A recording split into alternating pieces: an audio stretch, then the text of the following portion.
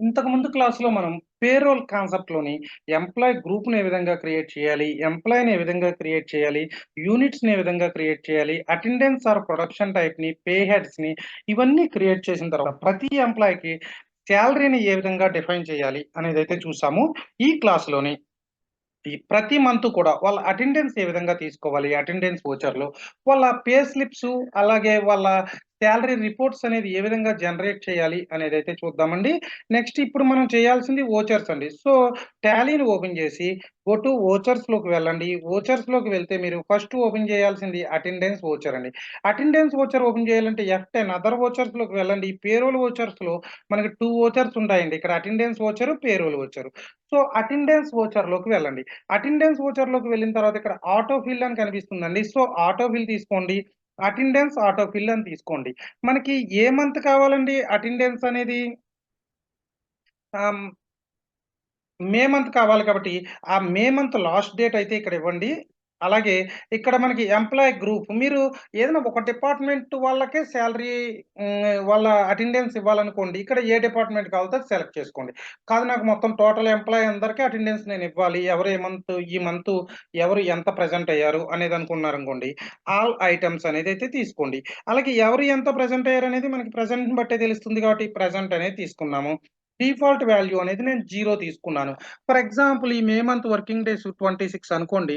డిఫాల్ట్‌గా 26 తీసుకుంటే అందరికి 26 వస్తుంది. అప్పుడు ఎవరు తక్కువయ్యారో వాళ్ళది అడ్జస్ట్ చేసుకోవచ్చు. లేదా నేను 0 తీసుకున్నామనుకోండి, అందరిది మనం అడ్జస్ట్ చేసుకోవాలి. సో, నేను 0 తీసుకుంటున్నాను. అలాగే sort by employee name display అవ్వాలా? నంబర్ డిస్‌ప్లే అవ్వాలా? నేమే అనుకుంటున్నాను. So, name. ఫస్ట్ బిందు అనే పర్సన్. బిందు అనే పర్సన్ ఎన్ని డేస్ ప్రెజెంట్ అయిందని మనం తీసుకున్నామండి. ఇక్కడ 23 డేస్ అనేది ప్రెజెంట్ అయింది అని మనమైతే తీసుకున్నామండి. సో, బిందుకి 23 ఇవ్వండి. నెక్స్ట్ కిరణ్ అండి. ఈ కిరణ్ అనే పర్సన్ ఎన్ని డేస్ అండి మనకి 18 డేస్ అండి. సో, కిరణ్ అనే పర్సన్‌కి 18 డేస్ అండి. నెక్స్టు లక్ష్మి అనే పర్సన్ అండి. లక్ష్మి అనే పర్సన్ మనకి 19 డేస్ అండి. నెక్స్టు రాజు అనే పర్సన్ అండి. రాజు అనే పర్సన్ మనకి 24 డేస్ అండి. ఇలా మన కంపెనీలో ఎంతమంది ఎంప్లాయీస్ ఉంటే అంతమందికి కూడా మనం అటెండెన్స్ అనేదైతే తీసుకుంటాము. Every month. ఎవ్రీ మంత్ అంటే ఆ మంత్ లాస్ట్‌లో. అంటే పే స్లిప్స్ జనరేట్ చేసే ముందు. ఇది మాత్రమే మనం ప్రతి మంత్ చేస్తామండి. ఇంతకుముందు క్లాస్‌లో చెప్పినయన్నీ కూడా వన్స్ ఒకసారి చేసుకుంటే సరిపోతుందండి. నెక్స్ట్ మనం చేయాల్సింది payroll voucher. Same go to other వోచర్స్‌లోకి వెళ్ళండి. Payroll voucher. పేరోల్ వోచర్‌కి షార్ట్‌కట్ కూడా ఉంటుందండి. కంట్రోల్+F4. మీరు కంట్రోల్+F4 చేయండి. పేరోల్ వోచర్ ఓపెన్ చేసిన తర్వాత ఇక్కడ ఆటో ఫిల్ అనే ఆప్షన్ ఉంటుంది చూడండి. దానికి షార్ట్‌కట్ కూడా అండి. ఆల్ట్+F అండి. ఆల్ట్+F క్లిక్ చేసినా మీకు ఈ పేరోల్ వోచర్ అదే ఆటో ఫిల్ అనేది ఓపెన్ అవుతుంది. ఇక్కడ పేరోల్ ఆటో ఫిల్ అనేది సెలెక్ట్ చేసుకోండి. మనం ఇచ్చేది ఏంటండి సాలరీ కాబట్టి సాలరీ.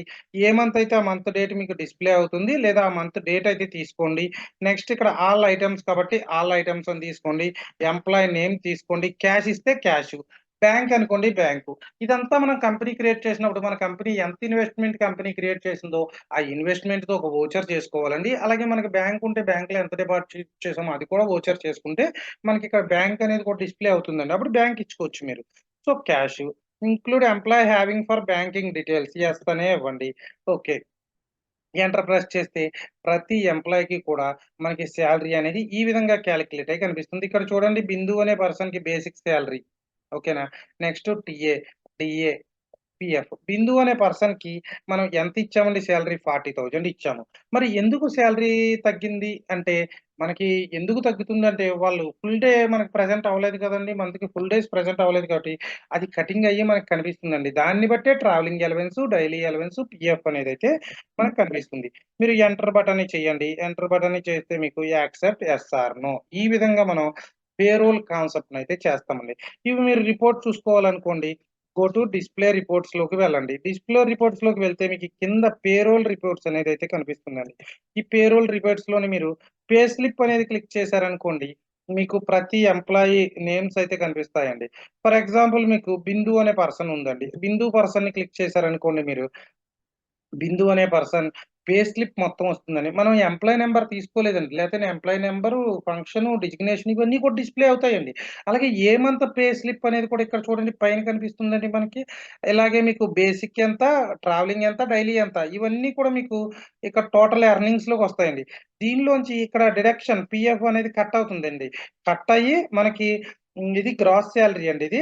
తనకొచ్చే నెట్ అమౌంట్ ఎంత అనేది ఇక్కడ ఈ విధంగా చూపిస్తుందండి. మనం కంపెనీలో వర్క్ చేసినప్పుడు కూడా పే స్లిప్స్ ఈ విధంగానే ఇస్తారండి మనం పే స్లిప్స్ అడిగితేని. ఈ విధంగా మనం పే స్లిప్స్ అనేది జనరేట్ చేస్తాము. ఇలా మనం ఆటోమేటిక్‌గా సాలరీ అనేది జనరేట్ చేయడం అయితే జరుగుతుందండి. ఇదండి మొత్తం పేరోల్ కాన్సెప్ట్ అండి. ఈ కాన్సెప్ట్ క్లియర్‌గా వస్తే నంబర్ ఆఫ్ మంచి మంచి కంపెనీస్‌లో జాబ్ ఆపర్చునిటీస్ అయితే మీకు వచ్చే ఛాన్సెస్ అయితే ఉంటుందండి. ఓకేనండి. Thank you very much. దీని గురించి మీకేదైనా డౌట్స్ ఉంటే గనక ఈ వీడియో కింద కామెంట్ చేయండి. ఖచ్చితంగా నేను దానికి మీకు రిప్లై అయితే ఇస్తాను. లేదా మరొక వీడియోతో మీ డౌట్స్ అన్నీ కలిపి ఒక వీడియో అనేదైతే నేను పోస్ట్ చేయడం అయితే జరుగుతుంది.